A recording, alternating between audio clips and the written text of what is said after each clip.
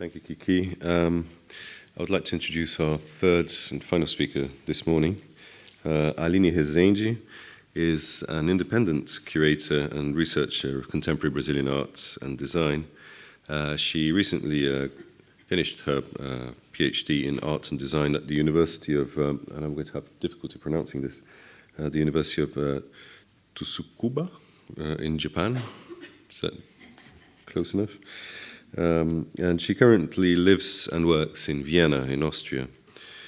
Aline has previously worked on the largest survey exhibition of contemporary Brazilian art in Tokyo and San Francisco, the 29th São Paulo Biennial, and a number of exhibitions of modern and contemporary Western and Japanese arts at the National Art Center in Tokyo.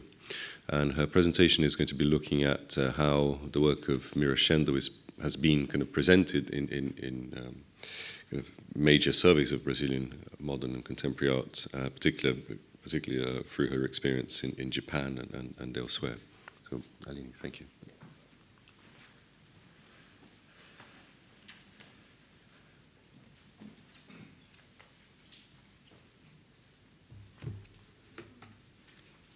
Why my PowerPoint's not there? Okay, good. Oh, hello. I'd like to know if you guys are bored already of listening to Mira Schendel's work. First of all, I'd like to thank Michael for the invitation to be here today, and also Tanya for this great opportunity, and Tate that's going to show Mira Schendel here in a great survey. So I'm looking forward for this exhibition, and luckily, it will be better represented and better experienced here than in my chances to experience her work. So after all the great talks we've been listening since yesterday about Mira Schendel's life, works, investigations, dialogues with different intellectuals and friends, I guess by now we are all experts in Mira Schendel's work. If not, at least we feel very confident and prepared to experience her work directly in an exhibition, or possibly even discuss about her ideas. However, I wonder, how about those people who are coming here who have never listened to all the talks we've been listening these past 2 days? Or how will they see the exhibition and get in contact with her work for the first time?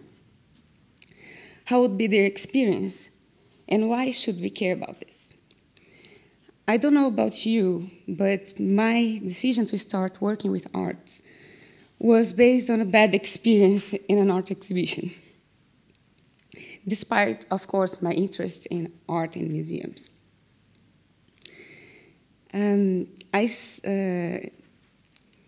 Before going to Japan to study contemporary art and curating, I studied and worked as a professional graphic designer in Brazil. As designers, we are used to think of the user or end user, and everything we design has this focus in mind, from legibility, interface, the user experience, the engagement, and the visual communication, reach and reception, from the most intricate details of typography to the layout and placement of that logo 2 points up or down in the layout. As anthropologists who become contemporary art curators carry their social methods to the table when organizing an exhibition, as a designer who became a curator, I carry my background with me and always question about the end user, or the experience of the visitor in museum exhibitions. So as a scholar, and now as an emerging curator, the question I am always asking myself is about the relevance and experience of art exhibitions to their audience. Is this work any meaningful outside and beyond the art world?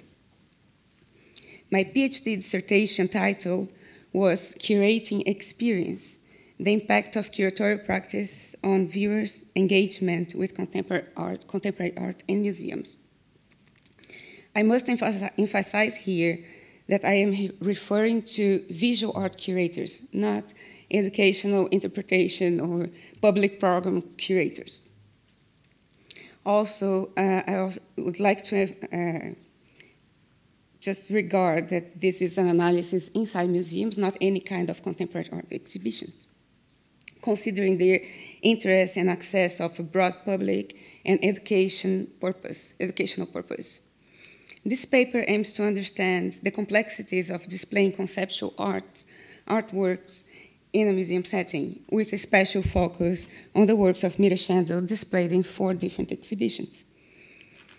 First one would be When Lives Become Form, Brazilian contemporary art from the 60s to the present, displayed at the Museum of Contemporary Art in Tokyo in 2008, and later in San Francisco at the Yerba Buena Center for the Arts in 2009. I worked for both exhibitions, part of the curatorial department, so I could follow through since the development of this idea until the installation phase and analyze the curatorial practices there. So the next 2 exhibitions were analyzed only on catalog and documentation, and one from Japan and another one from the US. The first one is Brazil Body Nostalgia, which was presented at the National Museum of Modern Art in Tokyo, and the famous Tangled Alphabet, Leon Ferrari and Mira Schendel at MoMA, New York. Contemporary art, being conceptual by nature, is challenging to interpret and appreciate, possibly causing confusion, discomfort, and therefore bad experience to an unfamiliar viewer. The interface between visitors and artworks was what triggered my questions regarding the experience of contemporary art in museums. Considering curators as mediators between artworks and audience, the main focus of this research was on more practical aspects of observing and analyzing curators' response and attitudes to minimize the barriers of such encounters and the challenges they might face on displaying contemporary art in museums. The purpose of this research was not to judge as good or bad the curatorial practice observed and analyzed through case studies, but to unfold the challenges and report the alternatives used to address them in the best way possible in order to avoid the basic mistakes which may prevent the audience from being able to engage with or even try the next experience with contemporary art. Although bidimensional on its majority, there's nothing flat about Mira Schendel's work. Her apparently simple work turns out to be complex, to be grasped in just one focused theme, ranging from graphic design by the use of typography and lettering through literature and the association with visual poetry, and passing through Zen and also Western philosophy. And on her work, all of these characters together still leave a bunch of other aspects out of the analysis. For example, the bodily experience in her work. So how many of you in the audience have experienced Mira Schendel's work in person? Just a few people. So when you first experienced this work, did you have this in your mind? Is she Brazilian? Like, usually in exhibitions, Swiss-born Brazilian artist. Like, why is she Brazilian? And then later on, you're used to see all colorful Brazilian art, and then, is this Brazilian art? You might ask yourself. And later on, is this concrete poetry? Cannot read. Usually you can't find graphic elements in concrete poetry, but you still can find meaning. And in Mira Schendel's work, if you don't look more deeply, you can't really grasp the meaning.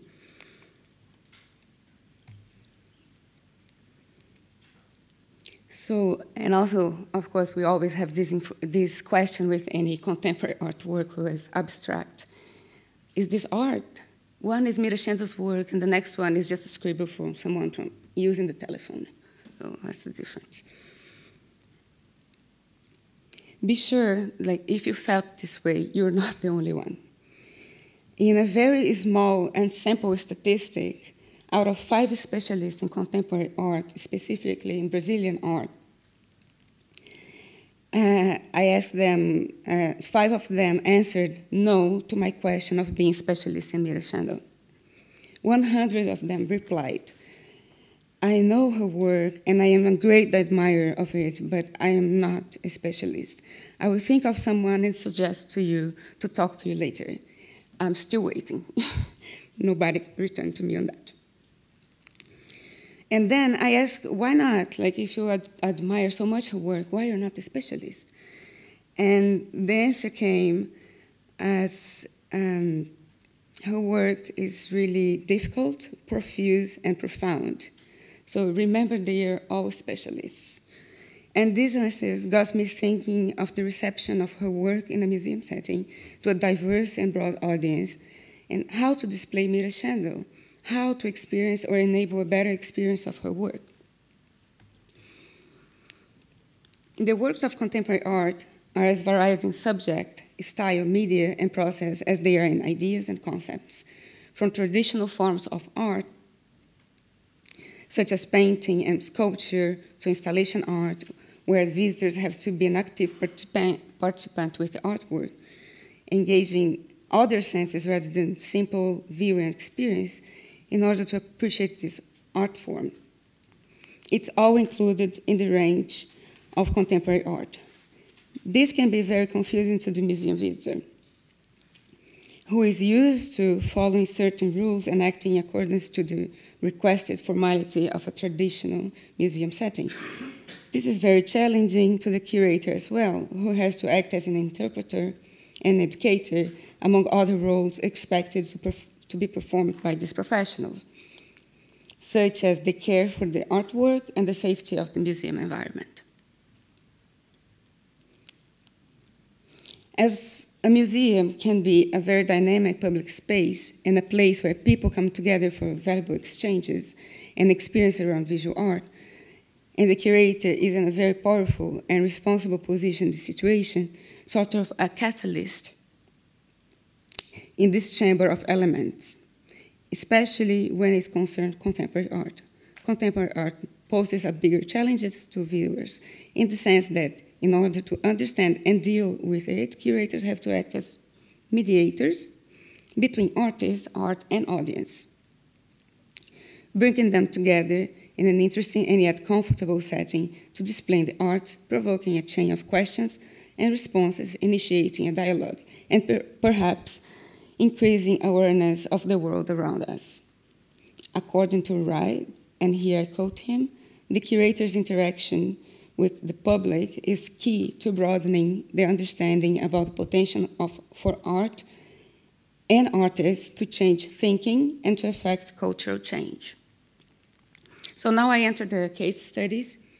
I'll be focusing in 3 variables, which is the curatorial concept of the exhibition display, and the juxtaposition of Mira's work according to other works in these exhibitions. So the first exhibition is Brazil Body Nostalgia. Here I present the case studies through the chronological. This exhibition happened in 2004. And it introduced the Brazilian contemporary art and its unique history and social conditions. There were 9 artists presenting this exhibition, since Tarsila do Amaral, Lígia Clark, Mira Schendel, and then more youngest artists like Miguel Rio Branco, Adriana Varejão, and Rivani and Brigida Balta, sorry. The show was themed on the body and takes the form of dialogues between the old and new generations, and has this concept of Brazilian art, the energy, poetry, and sensuality. So these are some pictures of the exhibition setting. You can see lots of experimental work like Lígia Clark, and you can manipulate, and you have Neto. Also, you can walk through his works there, Ernesto Neto. And this, in the circle, is the works of Mira Schendel. Mira Schendel's work here were privileged and displayed in this exhibition in a special gallery separated just for her work. And the curators had the idea to separate from these other participatory works so people would have this contemplative look to her work. To avoid the noise and interference of these other works to her delicate monotypias. In this exhibition were displayed 40 monotypias and one transformable. So, and the fact that the visitor spends most of the trajectory of this exhibition interacting physically with other artworks, such as Ligia Clark and Ernesto Neto, as I told before, it's quite confusing to relate those early transparencies with the body. I wonder how many people here are familiar with phenomenology. Does anyone know what phenomenology is? Yeah, just a few people. So possibly few specialists as like philosophers or art historians. But I doubt that this Japanese audience seeing this work for the first time and in the context of a bodily experience exhibition would associate the body in Mira's work. There was no text or any explanation about this in the exhibition.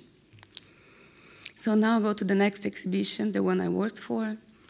The curator was Yuko Hasegawa, and she was very ambitious when she created this title, Neotropicalia, for this exhibition. And this title was used only in Japan. In the US, the curator didn't adopt this title.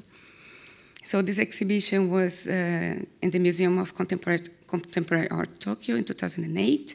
The name is When Lives Become Form, Brazilian Contemporary Art from the 60s to the present. It was a celebration of the centennial Japanese immigration to Brazil, and also the Brazil-Japan year of exchange.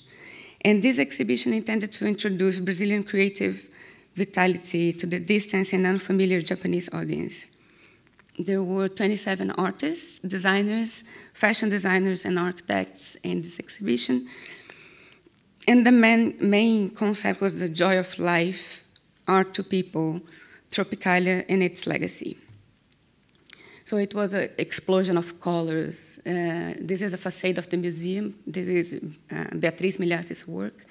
And they love it so much, it stayed there for 2 years. The exhibition lasted for 2 months, so this is 2 years. Down is Os Gêmeos, they are graffiti artists. You have Hélio Oiticica, the Parangolés, and Neto Avaf.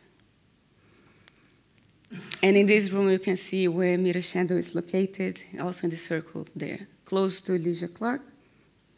And there is also Tomio Taki on one side. In this room, there was, I don't have pictures, but also Leo Nilsson and Bispo, which these two artists, they work with languages too in another context.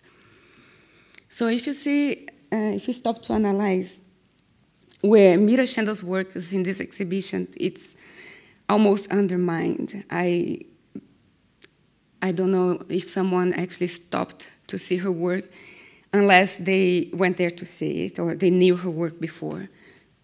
So many noises around, and just like 1, 2, 3, 4, 5, 6 works of Mira Schendel in this exhibition.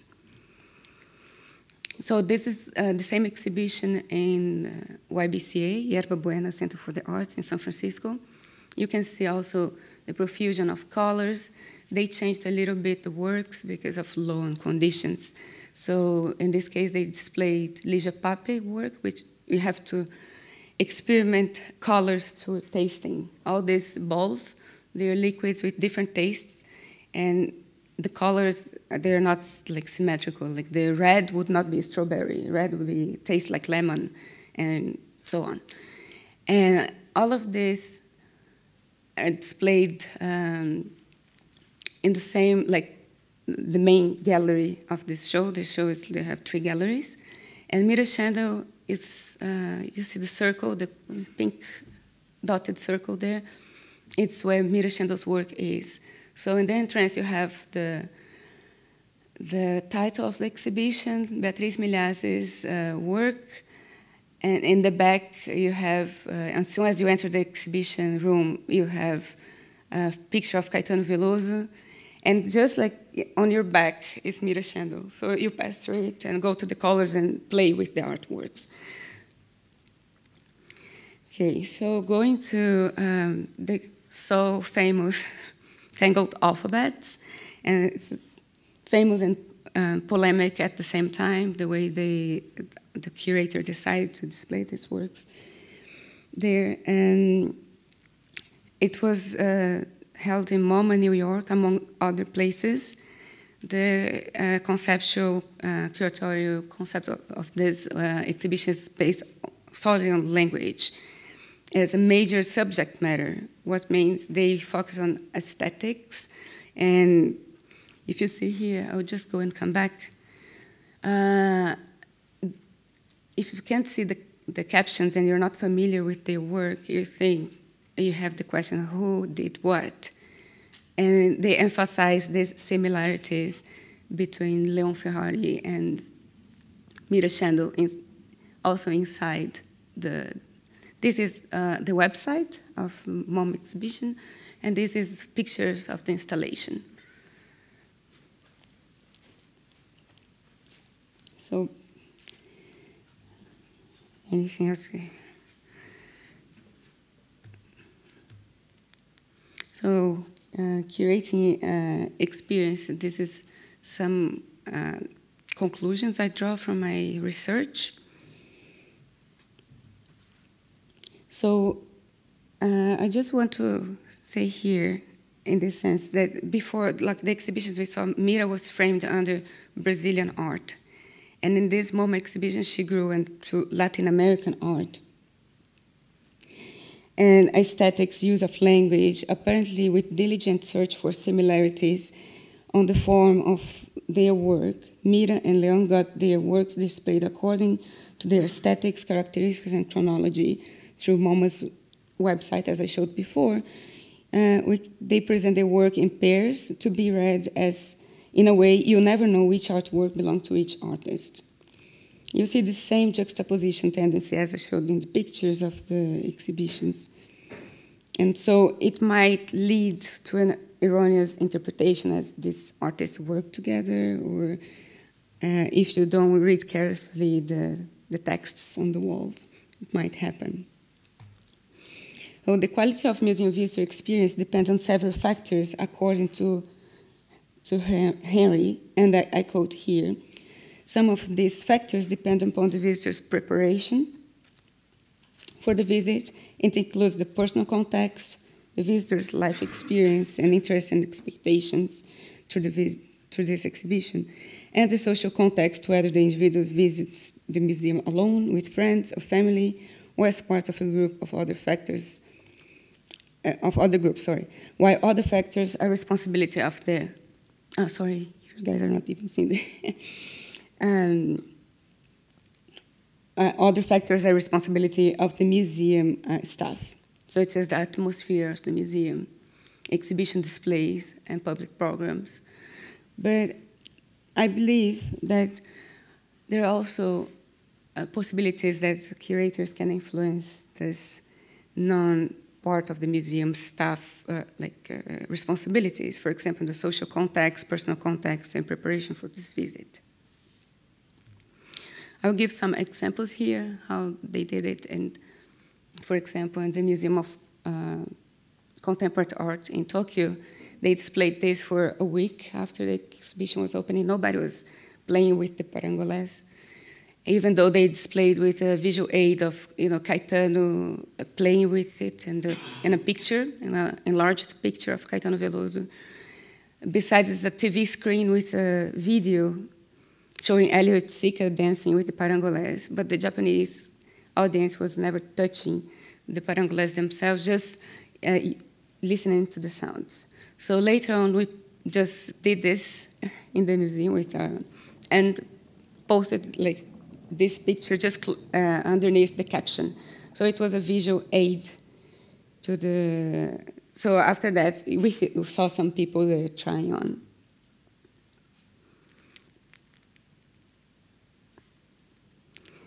Another thing from the social context and familiarity, this is not the opening of the exhibition at the YBCA in San Francisco. This is actually what they call the Big Idea Night, which are nights they open the gallery for a party, there's an open bar, and they discuss about conceptual ideas of the whole season of exhibitions, and the galleries are open for visiting. Another thing they did in San Francisco was putting all clusters of works, like participatory works were together, and video artworks were close together, so to just minimize the complexity of which works can I touch or not, for example. Many people in the opening exhibition was touching, for example, Erika's Virtuti sculptures, because it looks like you can play with it, but you can't. Or Isabella Capito, which is a fashion designer. She had some carousel displays. It looks like a toy, but it's not. So you have to put them together in a cluster, and also someone walking around. They don't like guards in San Francisco, like someone guarding for the artwork, just someone walking around and kind of giving information to them. This is the experience of Elijah Pape's work there. And this is just like the works you cannot touch. See, the Erika Virtuti sculpture is this one. It's really at the corner here. So you can see that people are trying to manipulate the fruits there.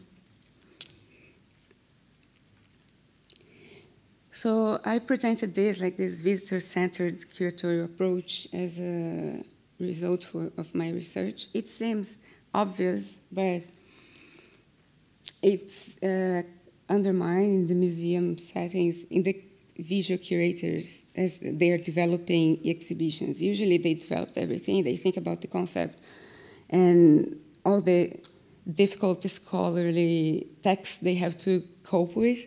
And after they finish this, they tend to pass this to the educational department. And I am proposing here that if this starts from planning of the exhibition, goes through all until the installation, it might be a better way to minimize the barriers with contemporary art. So this model proposes of the use of visitor studies to base curatorial decisions from development of exhibition, from the development to the installation of the exhibition, in order to help visitors overcome barriers and engage with contemporary art. These tables show a possible impact of visitor-centered curatorial approach towards viewers' experience with contemporary art. The expected impact of this model is to enhance museum sustainability and the engagement with contemporary art. If curators know their audience and already have all the knowledge about the artist and artwork, most likely they will know better how to target the interpretation material, as well as how to select more relevant topics and interesting exhibitions to their audience. This would help visitors overcome barriers in the engagement with contemporary art and prevent a bad experience, probably generating a more virtuous circle in the museum. So with striking sentences as visitors are the heart of the museum experience, visitors are the livelihood of museum exhibitions, people are the only reason for museums to exist. The recent literature in museum studies acknowledges and emphasizes the importance to recognize and to be more attentive of who is looking at exhibitions. Kathleen McLean argues that with financial limitations and competition increasing with the leisure industry, it's too easy for exhibition designers and builders to overlook the fact that we are above all planning for people. McLean states, being sensitive to an exhibition end user, to appropriate the industrial design term, is the essential first step in in exhibition planning. She goes on to say that the visitor studies or research to clarify who the museum visitors are and how they experience museums, it's helpful to improve the quality of the exhibitions. Now, quoting Emma Brassot on her awarded essay, to do so, curators must assume the position of mediators between the artist and the public. If we want art and culture to count, we can't reject the challenge of engaging new audiences and of combating the public's disinterest, boredom, incomprehension, and even anger. At the same time, we must be continually asking ourselves how to keep our loyalty to the artist's work, artist's purpose, and to the work's own intentionality without scaring the uninitiated. Plus, curators should avoid treating contemporary art exhibition as spectacles while they deal with making the information included in art piece interesting to the public. The curator's position between the interests of the artist and those of the general public is a delicate one that should never be overlooked in the process of exhibition making. However, at times, I have felt that curators avoid this topic or leave it in the hands of the educational departments. Somehow, and despite the educational turn in curating, it is as if talking about their responsibility towards untrained audience is unworthy of their expertise. Of course, contemporary art is a very sophisticated area of knowledge and one that needs continuous up-to-date and intellectual effort and on the side of experts.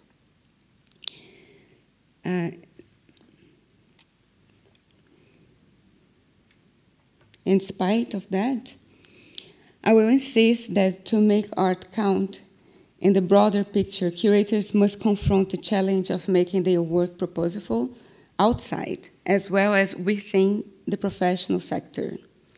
And I end quote, and I could not agree more with that. And perhaps in this way, we could see Mira's work through a different light and overcome possible existent barriers to fully experience their transparency. Thank you.